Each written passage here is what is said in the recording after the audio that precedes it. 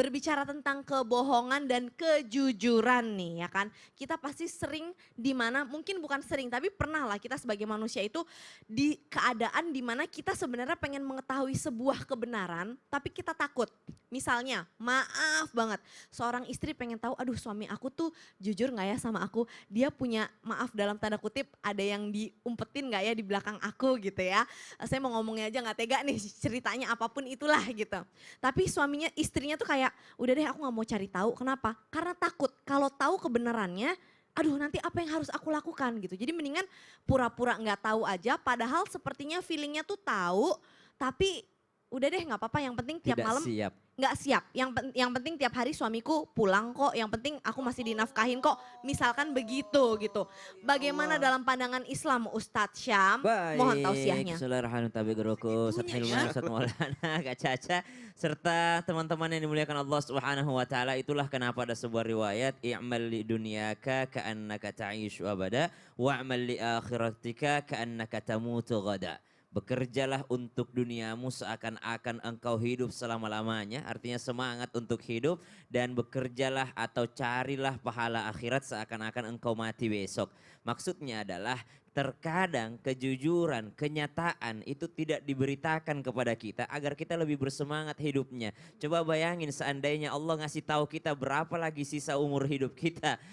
Bayangin seandainya semua dokter jujur misalnya, dokternya mengatakan wah ini mah tinggal 8 jam lagi misalnya, ya, maka tidak ada lagi semangat hidup. Itulah kenapa takdir kita disembunyikan oleh Allah Subhanahu wa taala, tidak ada yang mengetahui masa depan kita, maka dari itu kita lebih semangat lagi, baik itu semangat untuk dunia kita ataupun semangat untuk akhirat kita. Namun sungguh merugi jikalau seseorang hanya semangat untuk dunianya namun lupa kepada kampung halaman yang sesungguhnya, yaitu akhiratnya, yaitu alam barzakh, yaitu nanti menjadi di surganya Allah Subhanahu wa taala.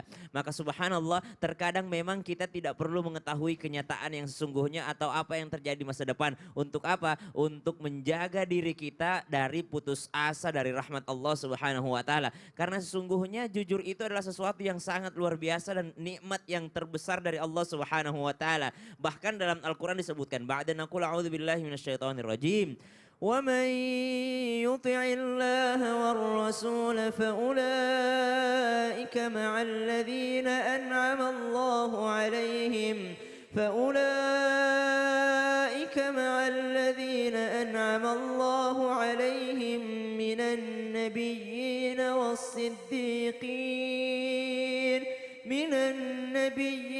والصديقين والشهداء والصالحين وحسن أولئك رفيقا.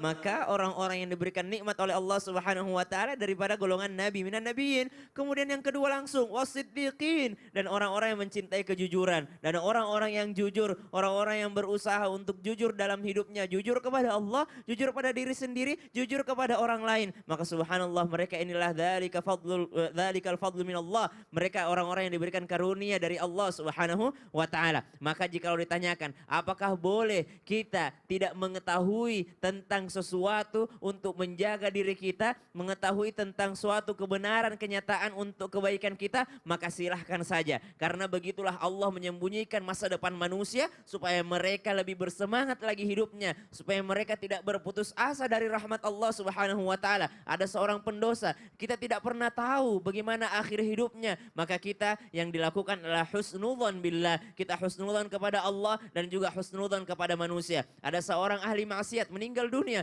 kita diperintahkan untuk berhusnudzon kepadanya. Ini orang-orang baik pasti, mungkin selama hidup dia buruk, mungkin sejam 2 jam sebelum meninggal dunia dia bertaubat kepada Allah, tidak ada yang tahu. Maka kenyataan ini kadangkala kita berusaha untuk tidak mendengarkan supaya apa? Supaya tetap berhusnudzon, supaya tetap berbaik sangka kepada Allah dan tetap berbaik sangka kepada manusia. Begitu pula dengan takdir kita. Setiap hari kita berdoa, Karena kita tidak pernah tahu kenyataan yang sesungguhnya. Kita tidak pernah tahu masa depan kita. Jangankan 5 tahun ke depan, 5 menit selanjutnya kita tidak tahu apakah kita masih hidup ataupun sudah meninggal dunia. Wallahu ta'ala La alam. haula wala quwata illa billahil aliyil azim. Artinya nih kita misalkan sebagai istri nih Betul. perempuan, nggak usah nyari tahu apa yang disembunyikan suami, nggak usah. Subhanallah. Daripada sakit hati. Betul. Nggak usah. Titipkan kepada Allah saja. Kenapa Ustadz Maulana udah senyum-senyum tuh mau ngapain Ustadz? Masalahnya, maaf, Iya. masing-masing pasangan lagi nonton kan. Oh iya makanya Yang paling ini. aman di sini saya. Oh iya. Karena pasangan saya sudah di sorga. Oh. Tapi pertanyaannya Lebih yang nonton ketiga- lagi dong Ustaz. Betul.